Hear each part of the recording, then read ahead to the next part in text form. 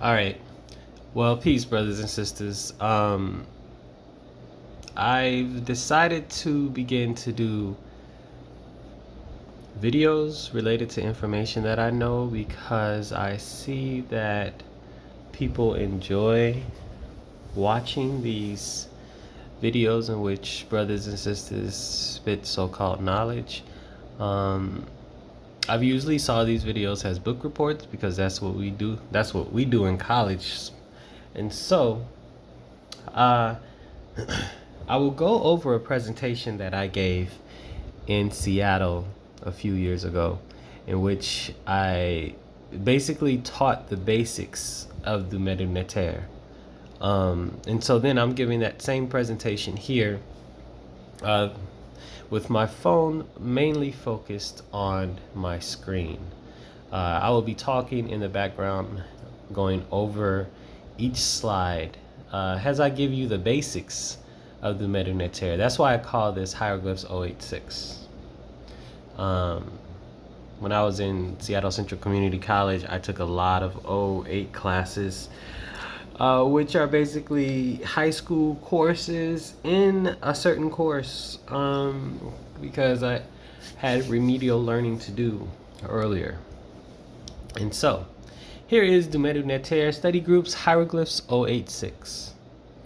My background, intellectual heritage, I graduated from Howard University class of 2012.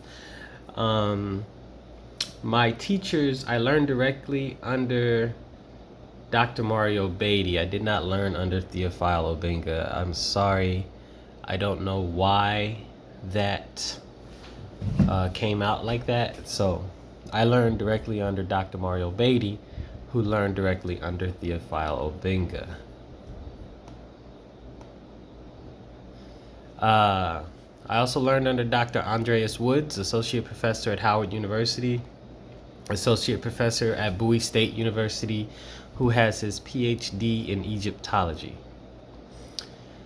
So there were different stages of the language. There was what we call Old Egyptian, which was pre-dynastic up to 2181 BC.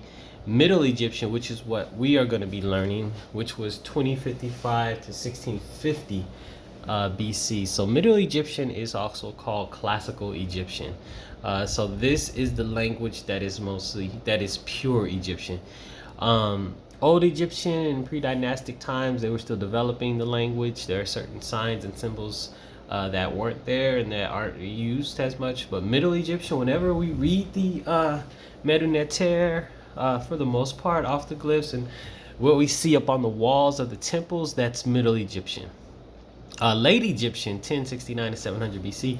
This is the script that was really influenced by invaders, and so this is where you have thousands upon thousands of glyphs. Well, not thousands upon thousands, but thousands of glyphs entering the language to represent ideas coming from foreigners, when foreigners really put their foot down in ancient Egypt. And so I did a video with Dr. Beatty discussing this, and Dr. Beatty informed everybody that when people are saying that the MDW NTR has never been deciphered, this is what they're talking about.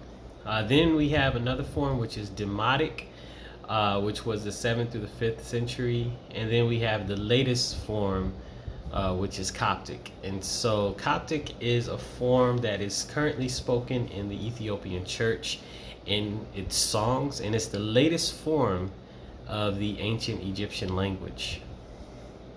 It's been a minute. This is my first time doing this presentation since 2013, so it's been a while.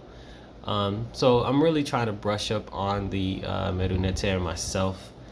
So hopefully you all appreciate me tapping into old information that I haven't accessed in a while.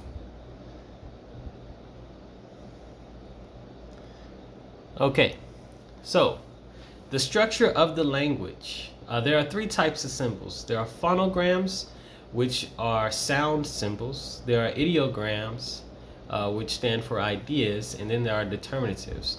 which will give you the meaning of a word, because a word, you can have a word that is spelled the same all except for the last part of the word, and the determinative is what will help you understand what this word is.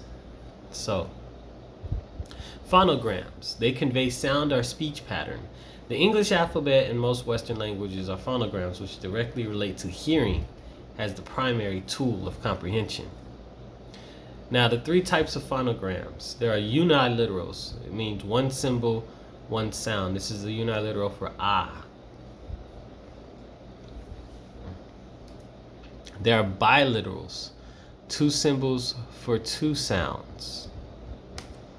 And then there is the famous triliteral, one symbol, three sound. This is the famous symbol of the Ankh, A-N-K. And so, an ideogram. An ideogram is a symbol that conveys an idea or concept. Some common American ideograms. So you see these signs and symbols, you automatically know what to do. We all know that this means railroad crossing, pedestrian crossing, family crossing, stoplight ahead, so on and so forth. I think this might mean like debris is falling away soon. So this is the Egyptian ideogram for Hetep. A determinative. Determinatives gives you a general meaning of the word and bad spelling, sorry. Helps you to differentiate one word from another. Then there's a phonetic complement. So it's a unilateral that is directly in front of or behind a biliteral or triliteral that adds to the visual structure of the word. So this right here is the ancient Egyptian symbol for H, and this is N right here, right? But this is a biliteral that also means HN. And so the way that this was explained to me is that the ancient Kemites also looked for form and structure whenever they wrote. They looked for things to be geometrically aligned, is the way I want to say that. And so then their language had a style to it, a beauty to it. And so instead of just putting this here to represent hen, they also use uniliterals to help with the look of the letter, the structure, the aesthetic of the letter. So, nouns.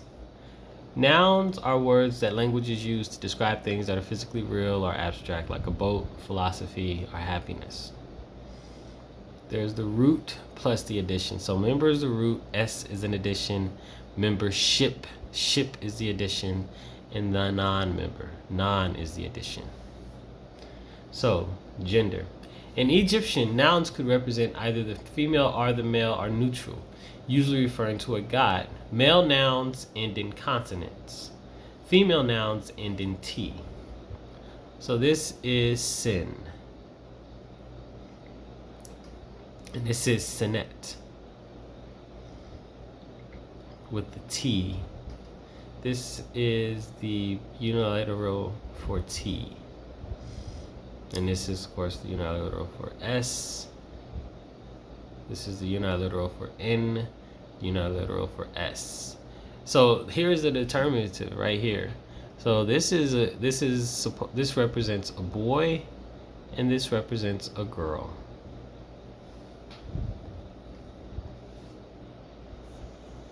That will be it for the basics at this moment.